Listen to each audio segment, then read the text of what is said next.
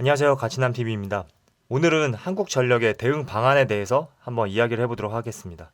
제가 지난 영상에서는 한국전력의 하락 원인에 대해서 말씀을 드렸는데 이미 이렇게 빠진 상태에서 앞으로의 대응 방안이 더 중요하다고 생각되어서 영상을 제작하게 되었습니다. 일단 한국전력 같은 경우에는 지금 역사적인 저점이라고 보시면 돼요. PBR이 0.2배가 적용되어 있는데 오늘 아침에 저가를 기록할 때만 하더라도 0.19배 수준까지 내려갔었거든요.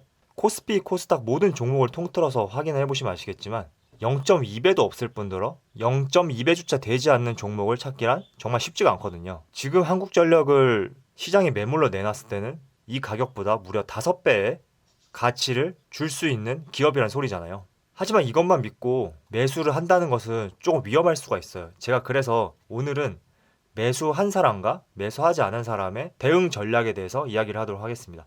일단 매수를 한 사람들이라면 아마도 여기 이 구간 있죠. 25,000원에서 27,000원 이 구간 박스권에서 매수를 한 사람이 굉장히 많을 거예요. 왜냐하면 이 구간대는 지금 한 1년 정도 1년은 조금 안 됐지만 약 한 8개월 정도 다져놓은 콘크리트 구간인데 이 매물대가 깨짐으로써 엄청난 하락이 보였죠. 물론 이 하락에는 이 콘크리트 층을 깰 수밖에 없었던 그런 이유들이 존재해요. 제가 앞선 영상에서 말씀드렸듯이 전기값 인상, 기대감의 소멸, 그리고 국내 사업에 중국 기업의 입찰을 허용한다는 이런 좋지 않은 기사들, 그리고 또 한 가지를 추가하자면 이번에 4분기 실적이 생각보다 안 좋게 나왔죠. 어닝 쇼크가 나왔어요.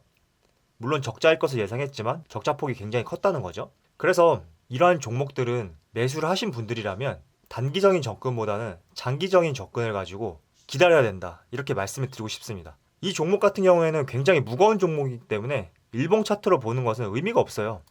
월봉 차트로 확인을 하셔야 되는데 지금 월봉 차트만 보더라도 여기 차트상 거의 하단부까지 내려왔단 말이죠. 그래서 저는 여러분들이 25,000원, 27,000원 이 박스권에서 매수하신 분들이라면 조금 기다리시고요. 혹은 지금 매수를 하지 않으신 분들이라면 코로나 사태가 어떻게 되는지 추이를 지켜보시고 지금을 좋은 매수의 기회로 삼는 것을 저는 추천해 드릴게요. 지금 이 시점, 이 시점, 이 시점, 이 시점 항상 이 시점에 왔을 때 반등이 왔단 말이에요. 한국전력은 일단 공기업이란 말이에요. 한때는 시가총액 2위까지 올라갔던 우리나라의 핵심 기업인데 지금은 20위로 내려간 것으로 알고 있지만 일단 공기업의 적자가 발생되면 어떠한 점이 문제냐면 국가 신용도가 하락할 수가 있어요. 공공기업의 적자는 국가 일반 부채에는 포함되지 않지만 공공재 부분의 부채에는 포함이 될 수가 있단 말이죠. 이 말은 무엇이냐면 IMF라든지 OECD 국제 비교에 공공재 부분에 국가 부채로 잡힐 수가 있어요. 그래서 이 부채량이 많아지면 많아질수록 국가의 신용도는 떨어질 수 있기 때문에 국가에서도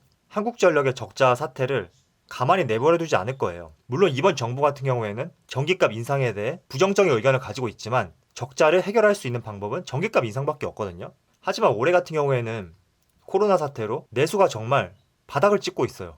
이 상황에서 전기값 인상이 올해는 쉽지 않을 것으로 예상이 되지만 혹시나 코로나 사태가 3월 안으로 어느 정도 해결이 된다고 하면 연말에 가서는 전기값 인상에 대해 실전적인 논의가 이루어질 것이라고 생각을 하고 있습니다. 그래서 국가 신용등급이 하락할 수 있는 문제가 있기 때문에 아무리 한국전력이 지금 큰 적자를 본다고 하더라도 국가에서는 이 부분을 가만히 놔두지는 않을 거예요. 그렇기 때문에 만약에 여러분들이 지금 매수를 하신 분들이라면 조금 기다리시고 전기값 인상할 때까지 시간을 갖고 여유를 갖고 기다리시는 것을 추천해 드리고요. 만약에 매수를 하지 않으신 분들이라면 코로나 사태가 어떻게 해결되느냐 이 점을 조금 더 중점적으로 보시고 장기적인 안목으로 접근할 수 있는 매수 포인트를 찾으신다면 충분히 좋은 수익을 낼 수 있을 것으로 생각을 하고 있습니다. 일단 이런 한국전력 같은 경우에는 워낙 몸집이 크고 무거운 종목이기 때문에 하루하루 주가에 일희일비를 하시면 안 돼요. 이 종목 같은 경우에는 최소 3년 이상은 들고 간다고 생각을 하시고 매수를 하셔야지 뭐 나는 스윙 투자를 할 거야, 난 단타를 할 거야 이런 시점으로 투자를 하신다면 좋지 않는 종목이라고 생각을 하고 있습니다.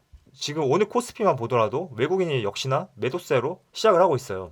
약 4거래일 동안 거의 3조 가까운 큰 금액을 매도를 했는데 외국인이 나간다고 해서 과거 역사를 보면 앞으로의 미래를 알 수 있다고 지금 같은 시점에 매수 포인트를 잡고 약 3년 정도 묵묵히 씨앗을 심어서 나는 3년 뒤에 열매를 반드시 딸 거야 이런 생각으로 접근하신다면 한국전력은 좋은 종목이라고 저는 생각을 하고 있고요. 일단 전기값을 1%만 올린다고 해도 한국전력의 순이익이 5천억 이상이 증가를 하기 때문에 반드시 이번 총선이 끝난다고 하면 비록 코로나 사태는 해결되지 않았지만 민주당이든 미래통합당이던 어떠한 정권이 총선에 승리를 한다고 하더라도 전기값 인상에 대한 논의는 반드시 이루어질 것이라고 생각을 하고 있습니다. 굉장히 지금 시장이 많이 안 좋죠. 전 세계 시장이 10년마다 한 번씩 세계 경제가 큰 위기감이 찾아온다고 하더라고요. 90년대 말에는 IMF가 찾아왔었고 2000년대 말에는 서브프라임 모기지 사태가 있었고 2010년대는 이상하게 큰 내용이 없었다고 했는데 2020년이 들어서자마자 이런 코로나 사태가 IMF와 서브프라임 모기지처럼 경제 불황을 가져오는 것이 아닌가 이렇게 많은 분들이 생각을 하시고 계시는데 과거 역사를 보면 오히려 그럴 때가 나의 자산을 불릴 수 있는 최고의 절호의 기회가 될 수 있거든요. 그래서 여러분들도 과거의 역사를 통해서 앞으로의 방향성을 설정하시는데 제 영상이 조금이나마 도움이 되었으면 좋겠습니다.